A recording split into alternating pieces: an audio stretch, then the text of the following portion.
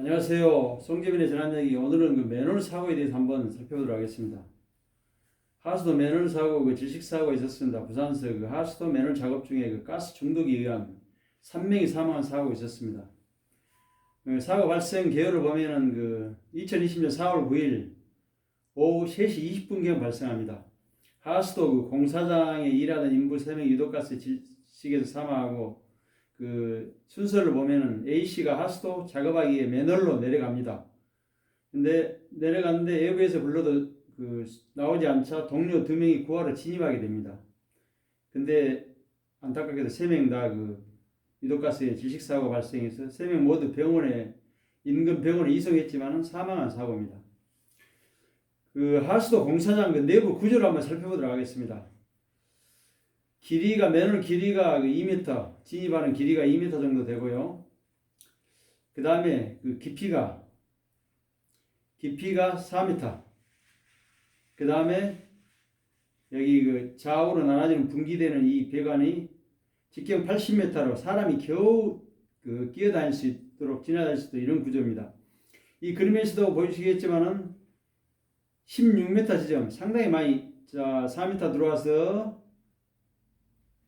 80m 간으로 세 사람이 16m 지점 상당히 먼 거리입니다. 이게 먼 거리에 들어와서 질식한 사고입니다.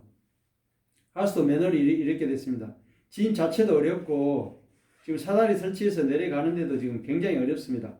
구조대원들이 공기호끼를 메고 그 다음에 들것이나 이렇게 로프 등을 설치해서 이 작업을 하는데 굉장히 어렵습니다. 이게. 쓰러진 사람들을 지금 구조하고 있는 장면입니다. 16m 지점에서 이렇게 끌고 이렇게 이동을 한 다음에 이렇게 지금 2로 이제 들어올리는 작업을 하고 있습니다. 사고 내용은 이렇습니다. 하수도 새로 설치 공사를 부산에 지금 하고 있습니다. 겨우 한 사람이 들어가 작업할 수 있는 정도 좁은 맨홀이고, 그 다음에 가스가 가득 차 있으나 생각지 못하고, 그 다음에 안전장비 착용이 미흡한 것 같습니다. 그 다음에 현장 경찰관에 의하면 심폐소생술을 할 수 있었고, 현장에 작업자 마스크가 있었지만 방독면 같은 건 보이지 않았다고 합니다. 부산 맨홀 질식 사고를 조사한 경찰의 발표에 의하면 용접중 폭발 사고가 있었다고 합니다. 지금 자세한 것은 경찰에서 원인 조사를 하고 있습니다. 경찰은 일산화탄소 농도가 갑자기 기준치 이상으로 치솟는 정황에 대해 집중적으로 수사를 벌이고 있습니다. 왜 일산화탄소 농도가 지하 맨홀에서 갑자기 이렇게 치솟았는가? 그 다음에 현장 소장한 경찰에서 9.15 맨홀 지하 3m가량 내려가 수평으로 16m 이동한 A씨가 굴착 작업을 위해 철근을 절단하는 용접을 하던 중 폭발음이 한번 들렸다고 합니다. 이 지상에서도 용접 작업을 하면 상당히 위험 요소가 있는데 지하 맨홀 16m 진입해서 용접 작업을 했으니까 얼마나 더 위험 요소가 많겠습니다. 이어 폭발음을 듣고 작업자 B씨가 연이어 맨홀 안으로 확인하러 들어갔지만 역시 나오지 않았다고 말했습니다.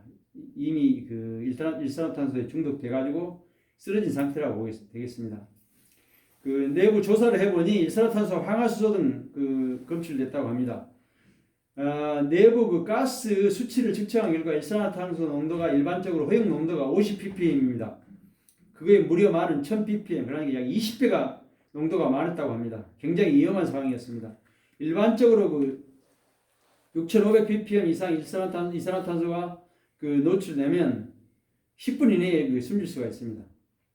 그 다음에 과연 그럼 일산화탄소는 왜 이렇게 위험하는가? 첫째, 유령같이 보이질 않습니다. 무치 무미, 환원성이 강한 가스로서 300도 이상의 열분해시 발생합니다. 특히 화재 현장이나 용접 현장에서 일산화탄소가 많이 발생합니다. 그렇기 때문에 안전장비를 착용하지 않고 한다면은 필연적으로 사고하고 연결될 수밖에, 생명이 위험하다고 할 수 있겠습니다. 그 다음에 일산화탄소는 혈액 중에 헤모글로빈과 결합해서 결합력이 산소보다 210배 정도 이르고 흡입하면 산소 결핍 상태. 그러니까 쉽게 말하면 일산화탄소는 산소와의 만남을 방해해옵니다. 혈액 중에. 그 다음에 산소 부족으로 사망에 이르게 합니다. 인체 허용 농도 50ppm. 사고 현장과 농도 측정기로 확인했을 때 최소한 1000ppm으로 검출기가 20배 초과한 것으로 나왔습니다.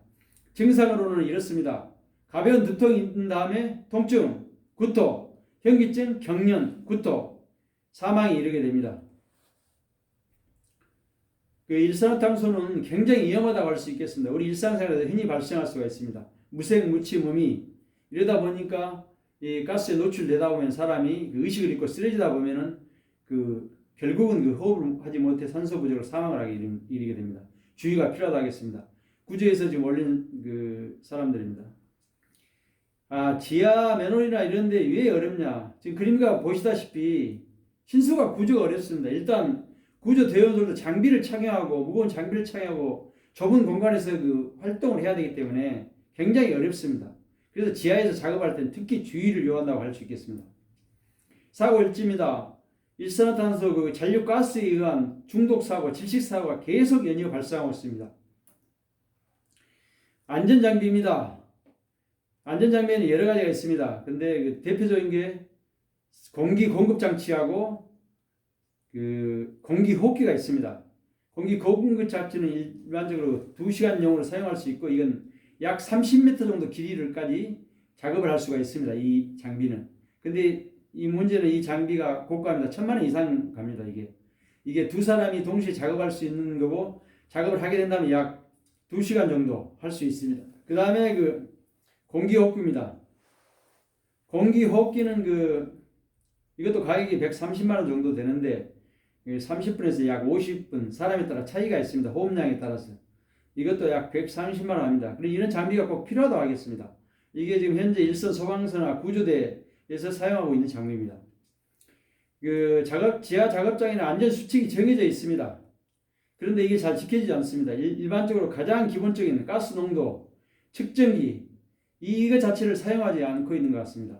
작업 전에, 그 다음에 가스 누출 의심된 경우, 그 다음에 위험 있는 장소, 4시간마다 가스 농도를 측정하게 되어 있는데 이게 지금 안 되고 있습니다. 그 다음에 사용을 중지하고 위험한 경우에 통풍 환기 등이 돼야 하는데 지하 같은 데는 통풍 환기를 시킬 수가 없다 보니까 사고의 한마디로 무방비 상태라고 할 수밖에 없습니다. 여기 이런 장비를 착용하지 않고 작업을 한다면 굉장히 위험하다고 할 수 있겠습니다. 근데 영세업체다 보니까 이런 고가 장비를 구입하고 그 다음에 또 이걸 착용을 하게 되면은 작업하기인데 굉장히 지장이 있습니다. 그래서 이걸 착용을 하지 않고 있습니다.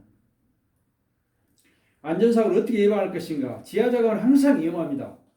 특히 용접은 더 위험하다고 할 수 있겠습니다. 해년마다 용접에 의한 화재, 가스 이런 사고가 발생하고 있습니다. 맨홀 입구에 작업 감시자를 배치해서 서로 상호 무전 연락을 한다든가 아니면 로프 등을 설치해서 수시로 확인해야 됩니다. 그 다음에 작업 전에 가스 농도 측정, 가연성 가스나 독성 가스가 있나 없나 가스를 측정을 해야 됩니다. 그 다음에 작업 전에 작업 특성, 위험 요인 등에 관한 작업자들에 대한 사전 교육을 실시해야 됩니다. 그 다음에 2인 1조. 왜냐하면 혼자서 사고 나면 어떻게 대처가 안 되기 때문에 2인 1조 작업을 해야 되면 인명구조용 보호장비를 반드시 착용을 해야 됩니다. 그 다음에 외부 작업자는 지정한 신호에 의해서 주기적으로 신호를 하여 내부 작업자와 교신을 해야 됩니다. 그 다음에 마지막으로 이게 중요한 내용인데 맨홀 폐쇄 전에 내부의 이상 여부를 확인해야 됩니다. 사람이 있는데도 불구하고 내부를 닫고 예를 들어서 작업을 마무리해버리고 가버린다면 그 내부에 있는 사람은 질식해서 사망을 이르게 됩니다. 이런 사항도 주의가 필요하다 하겠습니다.